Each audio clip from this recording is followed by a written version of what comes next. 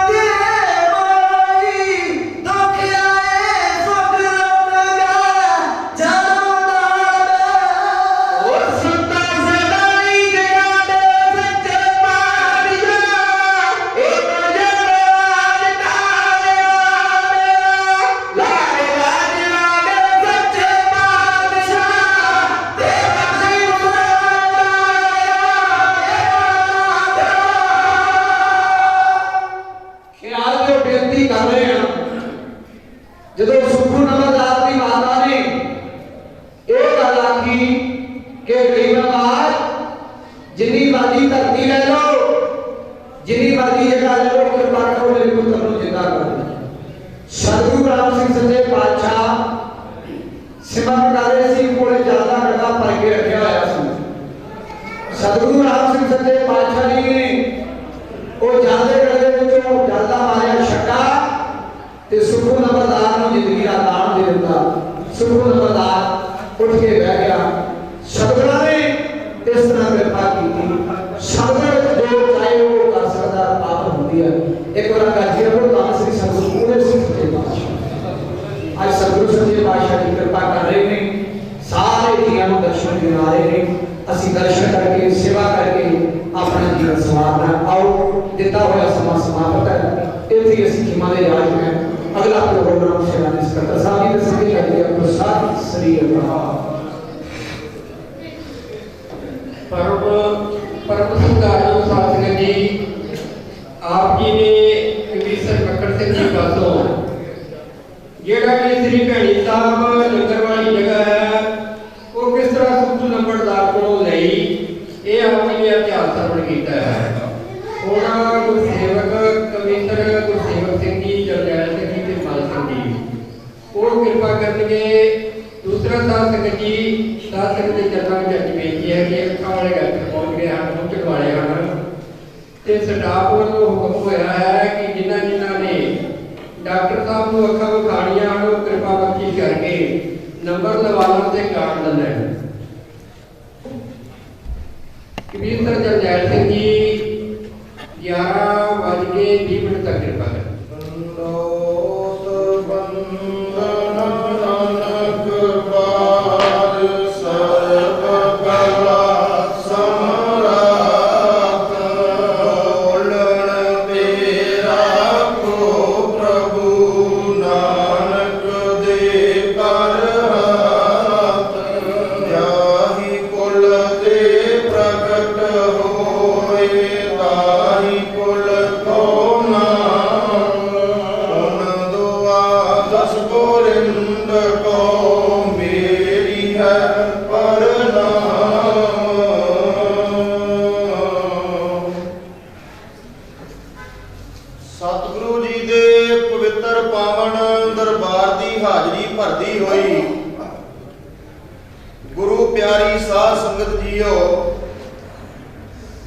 गुरबाणी दे विच साधुआं दी प्रथाए एक बहुत वधिया शब्द आउंदा है। साहब कहंदे पूर्ण साधु कौन है, उस दियां निशानियां की ने। गुरु साहब कहंदे जिन्हां सास गिरास ना विसरै, हरि नामा मन मंत, धन से सेई नानका पूर्ण सोई संत। कहते ये निशानी है पूर्ण साधु की, जिसनूं सास ग्रास परमेश्वर का नाम नहीं विसरदा। सतगुरु राम सिंह के घर दे विच इस तरह के सिख होए जिन्हां दे रोम रोम दे विचों नाम की आवाज आई ते पंचम उपाधि अवस्था दे विच पहुंच के उन्होंने अपने जीवन नूं सफल किया। मेरे तो पहला मेरे सत्कारयोग कविशर मक्खण सिंह जी तुहाडे सन्मुख हाज़री लवा के गए ने। उन्होंने बेनती की है, सुखू नंबरदार का प्रसंग सुनाया। कुछ समा सानू हुक्म होया आप जी के सन्मुख हाज़री लगवाउण दा।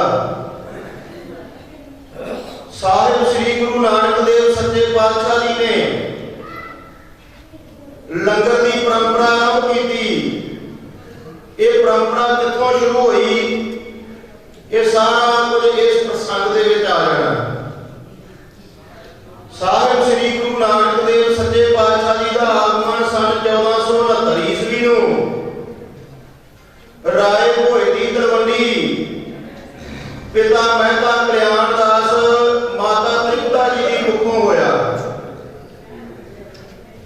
सृष्टि का भ्रमण करदियां करदियां 4 उदासियां कीतियां। इन्हां उदासियां दे विच सर्व साझा उपदेश दिता ते लोकां नूं इस गल तो जागरूक करवाया। हक पराया नानका उस सूअर उस गाए गुर पीर हमा ता भरे जा मुर्दार ना खाए। भी जेड़ा हक किसी का पराया खाना है वो मुर्दा खान के बराबर है। किसी का पराया हक नहीं खाना चाहिए। नाम 4 कुंटां दे विच उन्होंने बुलाया, लोगों को जागरूक किया, सिक्खी दे लड़ लाया। सृष्टि का भ्रमण करने तो पहला पिता मਹਿਤਾ कल्याण दास ने 20 रुपये जेब के विचों कढ़ के दिते। आख्या नानक या बाजार दे विच जाके सच्चा सौदा करके आ। सारे गुरु नानक देव सच्चे पातशाह 20 रुपये पिता कालू दे कोलों लैके किवें बाजार वाल नूं तुरदे हन, झूठ करें बाजार वाल नूं। इथों का आपां इतिहास शुरू करते हैं भी साधुआं दी सेवा कितना वड्डा महात्मा रखदी है जीवन दे विच। जे कोई मन चित ला के कर लवे ते इउं बेनती कर लगे हां कि गुरु साहिब किवें जांदे ने झूठ करा बाजार दे। पिता कालू जी ने मन च वचारिया, नानक कोल सत्या दिते जेब चों, दिते जेब चों रुपये दी सी कट के, नानका बाजार जाके ते सौदा हकी तो। पिता कालू जी मन च वचारिया,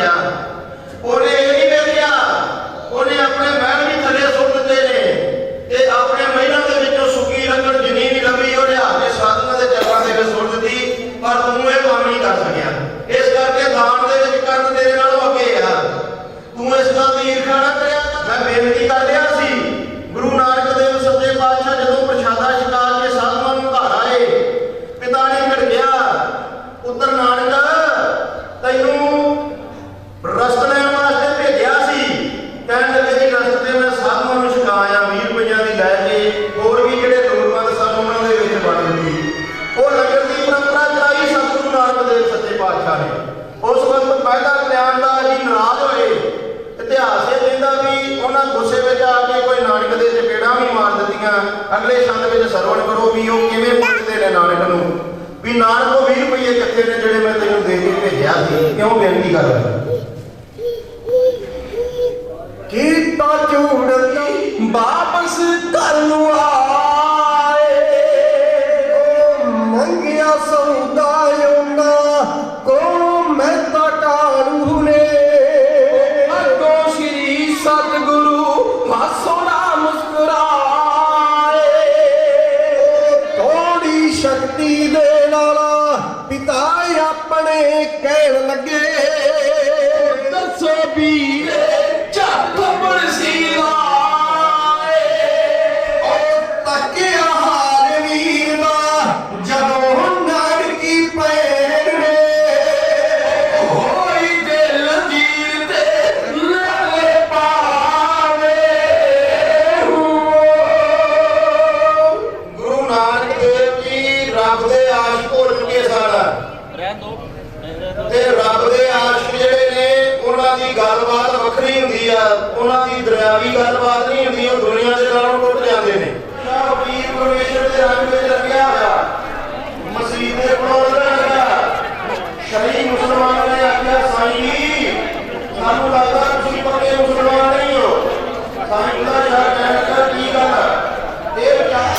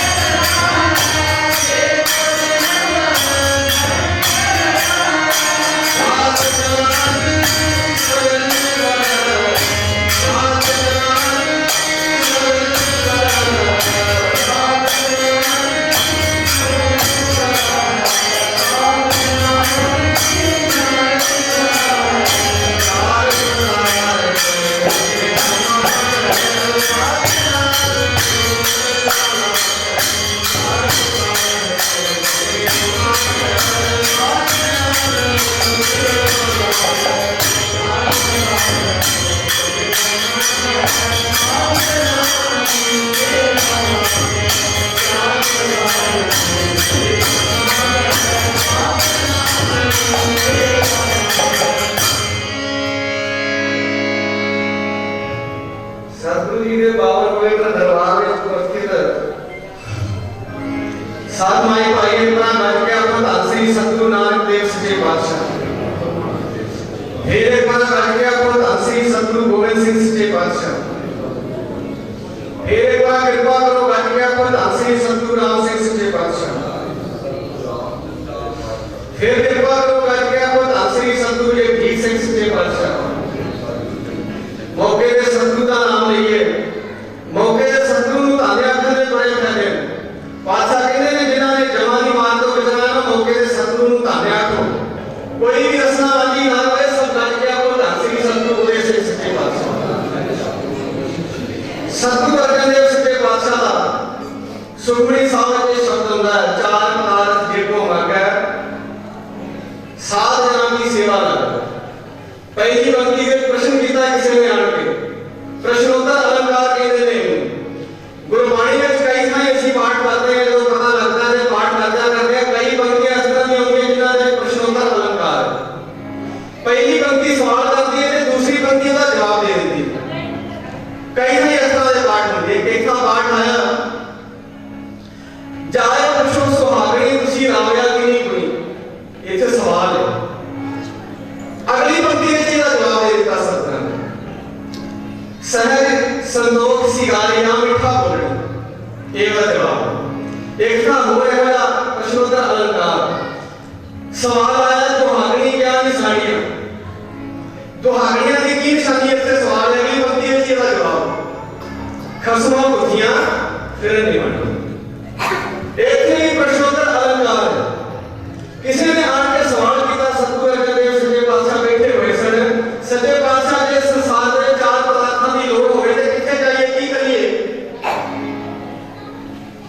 चार पदार्थ धर्म अर्थ दे काम दे मोक्ष इन्हां नूं चार पदार्थ मन्निया गया दो पदार्थ शरीर दी लोड़ां वास्ते ने ते दो आत्मा दी लोड़ां वास्ते ध्यान रखना धर्म दे मोक्ष जिहड़ा है आत्मा दी लोड़ है ते अर्थ दे काम जिहड़ा है दो दो पदार्थ देख रहे हैं मनुष्य सामने दो मुक्त ने दो देखते हैं जेड़े सामने देख रहे हैं इन्हां वास्ते मनुष्य सारी उम्र ही बचा करता अर्थ वास्ते ते काम वास्ते सारी उम्र ही बचा करता क्योंकि सामने देख रहे हैं मैं अर्थ करा चार पदार्थ धर्म अर्थ ते काम हो के इस तरह मान लो ये जिस तरह मनुष्य दी दो लत्तां ने दोवां सफलता हो सकती है जे दोवां लत्तां तो एक लत्त भी नहीं ते मनुष्य नूं लगड़ा आख्या जाएगा जीवन लगड़ा होएगा कैसा धर्म दे मुक्ति को एक लत्त मान लो एक अंग मान लो ते अर्थ नूं ते काम नूं एक लत्त मान लो मनुष्य की जिंदगी की सफलता वास्ते चार पदार्थ बड़े जरूरी हैं क्योंकि जे मनुष्य मुक्ति है मोक्ष है ते माया नहीं तावी जीवन लगना ते जे माया है करदे सारे पदार्थ ने धर्म नहीं तावी जीवन लगना तावी एक लत है तावी जीवन सफल है मैं आज का सारे पदार्थों की लोड़ पएगी जीवन दे विच सतगुरु अर्जन देव सच्चे पातशाह किसी ने आन के सवाल किया सच्चे पातशाह चार पदार्थ जे को मांगे सतगुरु ने जवाब दिता साध जना की सेवा चार ही मिल सकते साधुओं की सेवा करना मैं अर्थ करा ये चार पदार्थ जिथे जिथे भी जिथे मनुष्य को धर्म है उसे अर्थ जरूर चाहिए माया जरूर चाहिए दो लत्तां तो बगैर जीवन मनुष्य चल नहीं सकता एक लत्त कबीर का जीवन पढ़ के देखिए एक नंबर का भगत श्रोमणी भगत होया कबीर महान का महात्मा होया कि एक दिन ये घर पे साध आ गए आवाज मारी ने अपने घर वाली में होई है सलाह को लिया सकवाण वास्ते सारा इन्हें अपने घर आखने लगी संती जरा एक आया अंदर कमरे अंदर आवाज मार के आखिया संती तुसी साध दे आए तो घर खाण वास्ते कोई पदार्थ नहीं की करिए उसे कबीर ने पाठ चार करना पड़ा वो जी भूखे भगत ना कीजा यह माला अपनी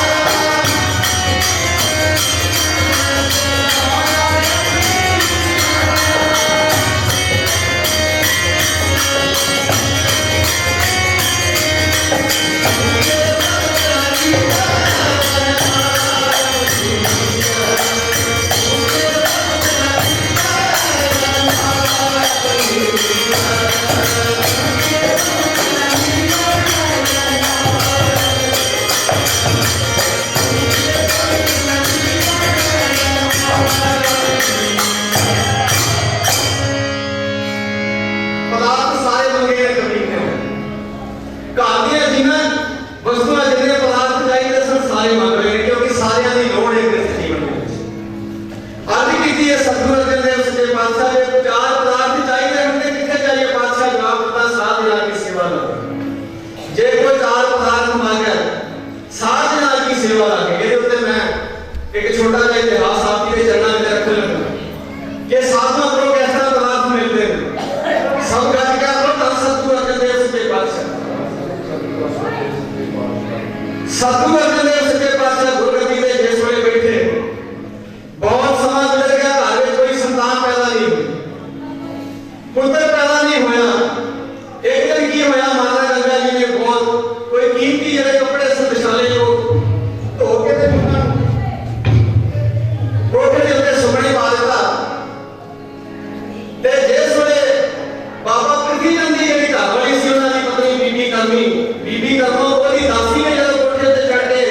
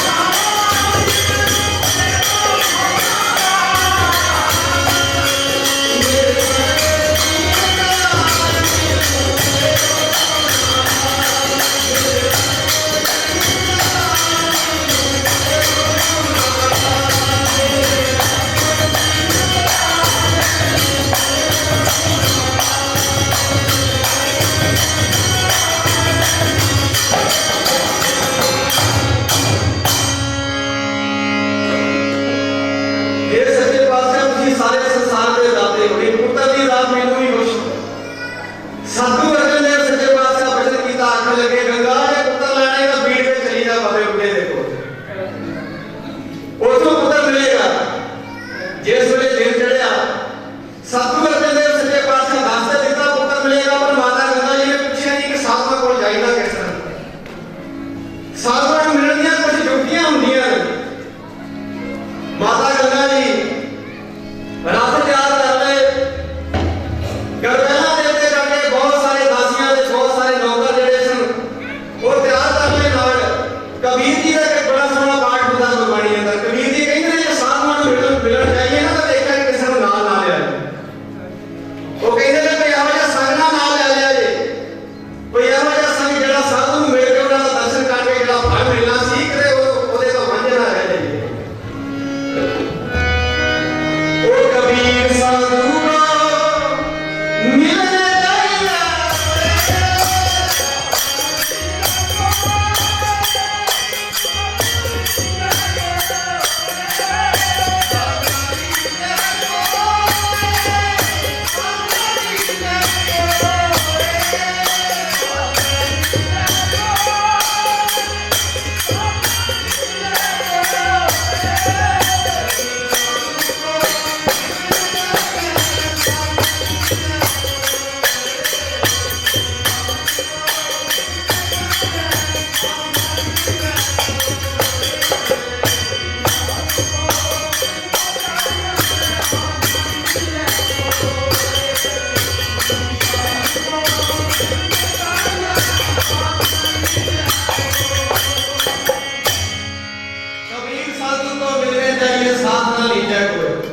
ਵੇਖਿਆ ਕਿ ਕਿਸੇ ਨੂੰ ਨਾਲ ਨਾ ਲੈ ਜਾਏ, ਪਰ ਵੇਖਣ ਵਿੱਚ ਆਇਆ ਸੰਸਾਰ ਦੇ ਜਦੋਂ ਅਸੀਂ ਕਿਤੇ ਧਾਰਮਿਕ ਸਥਾਨ ਤੇ ਜਾਂਦੇ ਹਾਂ, ਕਿਸੇ ਸਾਧੂ ਜਾਂ ਸਤਿਗੁਰਾਂ ਦੇ ਦਰਸ਼ਨ ਕਰਨ ਜਾਂਦੇ ਹਾਂ, ਆਮ ਮਨੁੱਖ ਆਪਣੀ ਸਿਆਣਪ ਤੇ ਚਤੁਰਾਈ ਨੂੰ ਨਾਲ ਲੈ ਜਾਂਦਾ।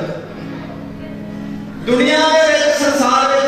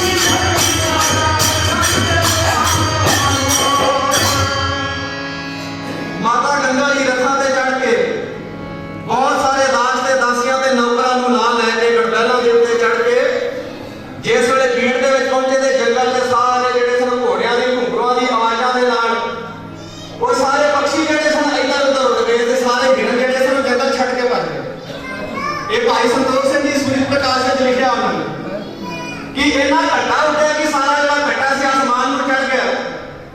जिस वे माता गंगा जी इन्होंने रथों के उत्ते चढ़ के भीड़ में पहुंचे थे गुरु बाबा बुढ़ा जी ने जो देखा एक मुड़ उड़ती तो इन्ना खबार ते इन्ना शोर होंगे सारे पक्षी उड़ते देखे ते कोई नानक सिंह नूं बाबा जी कहते ना इन्ना खबार इन्ना घटा काहदा उड़दा कौन हुंदा है ते उन्होंने दस्या कि गुरु के महल आ रहे ते बाबा बुढ़ा जी सहज समावचन किया जे गुरु के महल गुरु के केड़ियां भाजना पै रही हैं। साध बोले सहज सुभाए साध का बोलिया बिरथा न जाए। जिस वे माता गंगा जी ते बाबा बुढ़ा जी बचन किया माता जी एडी वड्डी भाजड़ लैके कित्थों आए एडी वड्डी भाजड़ लैके किवें आए। भाई संतोख सिंह जी सूरज प्रकाश में लिखा कि जदों बाबा जी ने बचन किया ते माता गंगा जी का शरीर जिहड़ा सी कंब गया माता जी एकदम चुप कर गए। माता जी की जिहड़ी दासी सी ना उसने बाबा जी ने अर्ज की कि माता जी तुहाडे कोल पुत्तर दी दात लैण वास्ते आए ते बाबा जी बचन किया पुत्तर साडे कोल किथे असीं ते गुरु घर दे निमाणे जे सेवक हां निमाणे जे घाई असीं ते गुरु घर दे दाते ते गुरु अर्जन देव सच्चे पातशाह ने जिहड़े सारे संसार नूं दातां दिंदे ने उन्हां दे कोलों लवो जाके। माता गंगा जी निराश होकर वापस आ गए। जिस वे वापस आए सतगुरु अर्जन देव सच्चे पातशाह पूछा गंगा बाबा जी दे कोल गई सां की होया। माता गंगा जी आखन लगे सच्चे पातशाह मैं कल्प वृक्ष दे कोल जाके भी खाली वापस मुड़ आई। साध संगत जी साधुओं को कल्प वृक्ष भी आख्या गया। कल्प का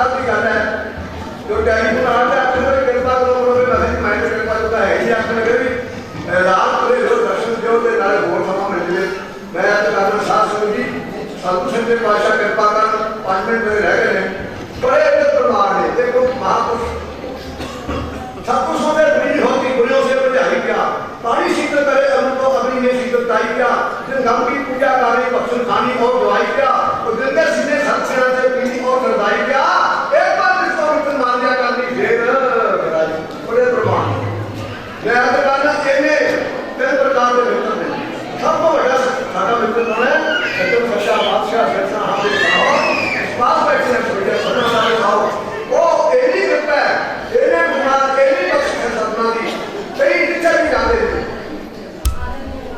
हम बनना बड़ा होता है पर जो कृपा करे बड़ो के मन प्रकार की कृपा अनोखा करना इसी सात कृपा वाणी बनी इसी सात कृपा पूर्ण कृपा अपनी कृपा ही है अपनी कृपा की कृपा करे अपनी तब का शब्द कमाए वो मैं करना सब कृपा कर मैं ए विचता दे सोने तू दुर्गा के रतनी याद सतावे जान आवे रबिया से डरे रतनी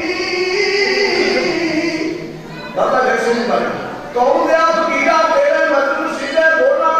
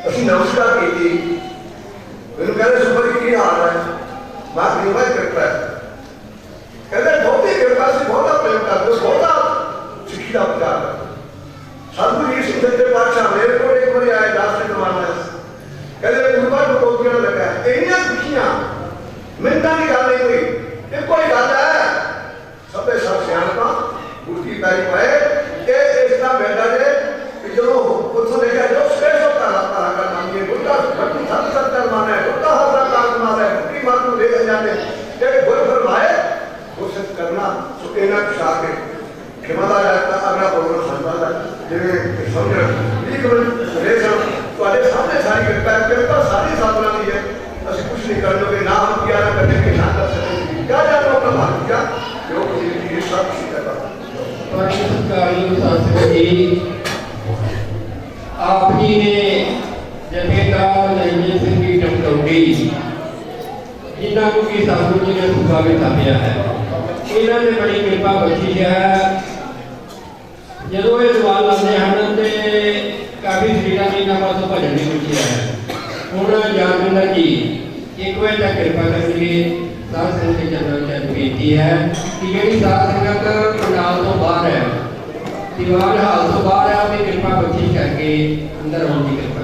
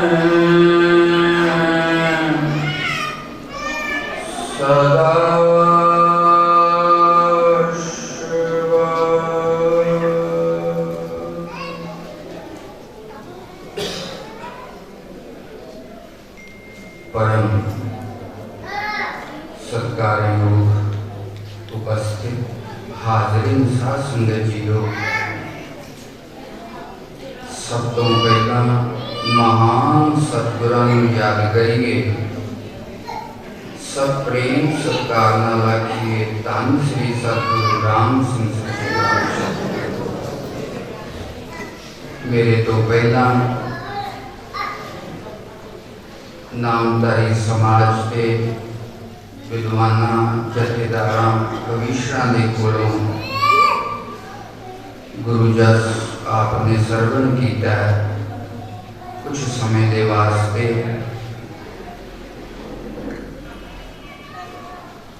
संजी महाराज के प्रति अपनी श्रद्धा अपना दायित्व प्रकट करने का अवसर मिला है। दास या बेनतियां साथ संगत प्रवान करें। ब्रह्मज्ञानी ब्रह्म सूत्री ब्रह्मनिष्ठी महात्मा पंडित संत जगत सिंह जी महाराज की सालाना बरसी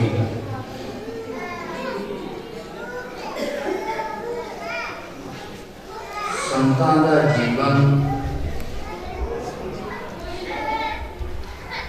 योग रतोवा भोग रतोवा संग रतोवा संग विहीना यस्य ब्रह्मणि रमते चित्तम नंदति नंदति नंदति एव। जदों संतां महापुरुषां के जीवन नूं पढ़ीदा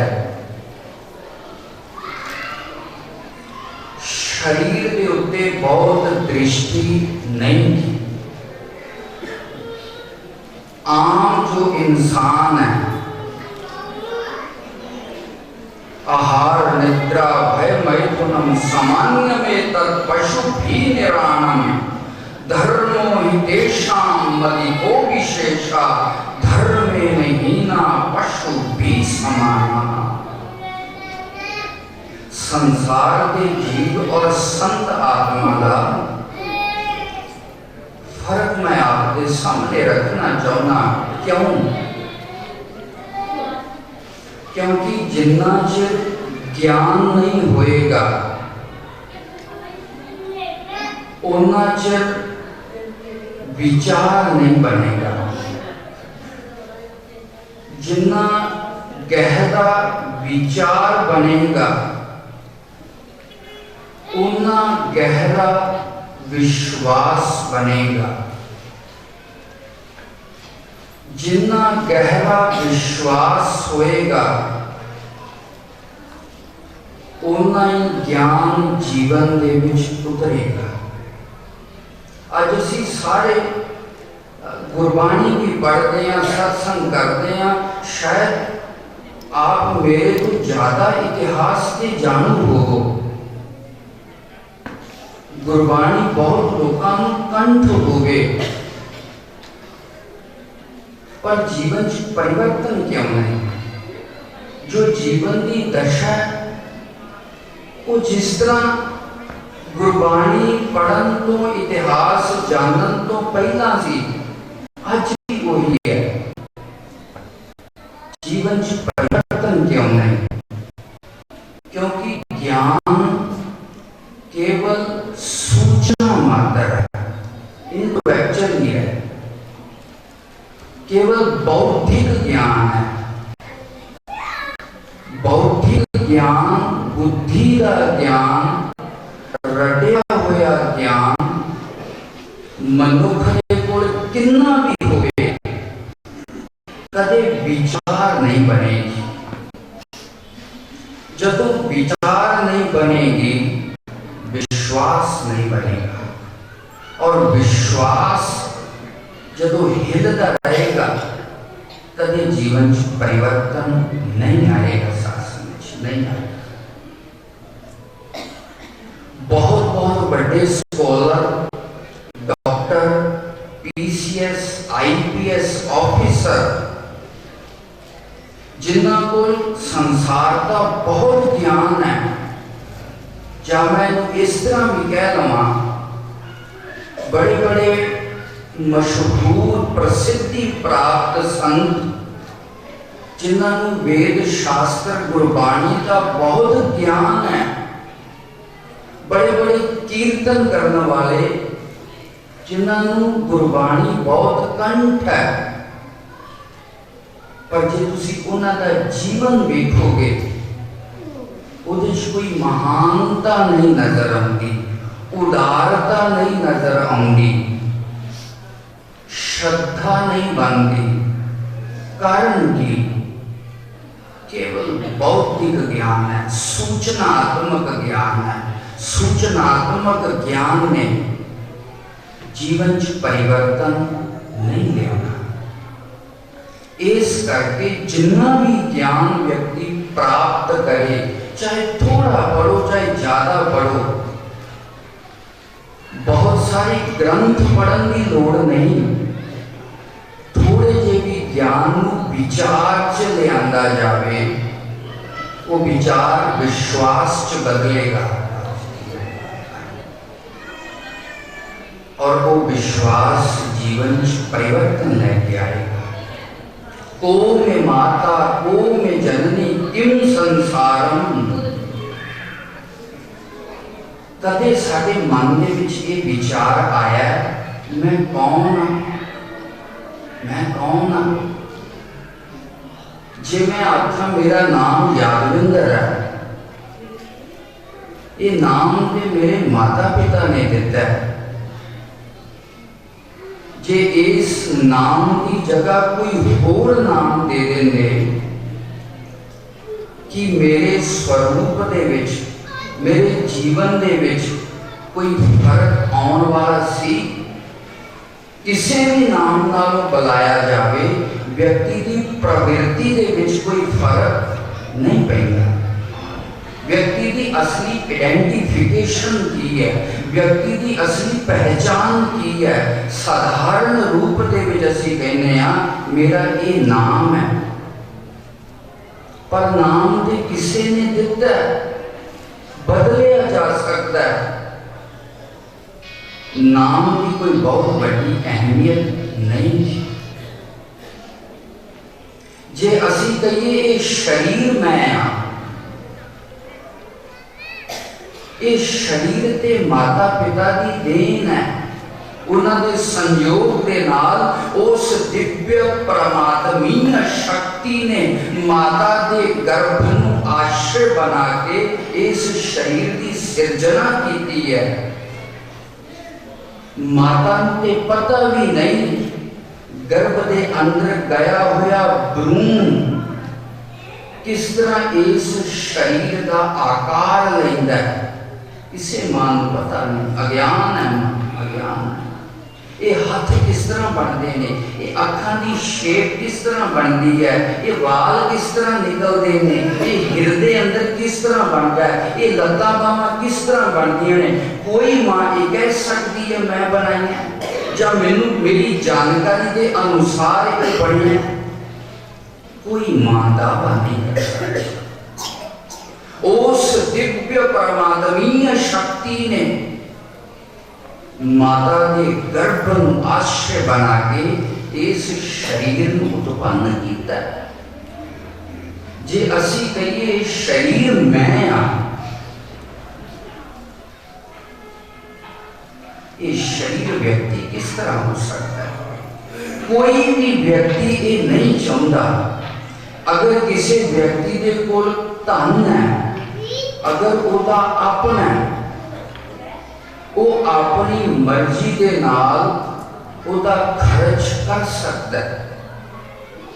100 रुपए किसी कोल है, वो मर्जी नाल किसी नूं दे भी सकता है, मर्जी के नाल किसी चीज नूं खरीद सकता है। जिहदे उत्ते पूर्ण अधिकार होवे, जिहदे उत्ते पूर्ण स्वामित्व होवे, जिथे पूरी स्वच्छंदता होवे, उसी चीज नूं अपना आख्या जाता है, अपना आख्या जाता है। जरा अपने विचार नेत्रां नूं खोल के इस शरीर के उत्ते दृष्टिपात किया जाए कि इस शरीर के उत्ते मेरी पूरी स्वतंत्रता है,